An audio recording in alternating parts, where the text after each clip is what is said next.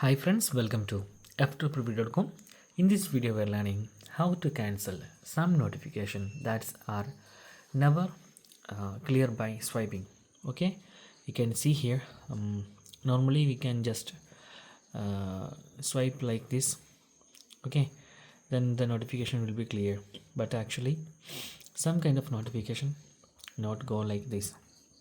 So what we do, we can simply expand that notification, then you can see option of dismiss. Okay, click on that, click the dismiss button, then it will be clear. Okay, and you can see here there is another option, clear all.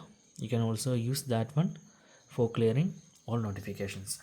So that's guys simple tutorial, and these tricks not work with some kind of software update notifications, so you have to understand that. So that's guys very simple tutorial. If you need any kind of Android or iPhone tutorial, just comment below. I will post my replies as video so you can easily watch, understand it. And if you enjoyed this video, please like, comment, share. Please like, comment, share, and subscribe our channel for getting more videos like this. Thank you so much for watching. Have a nice day. Bye bye.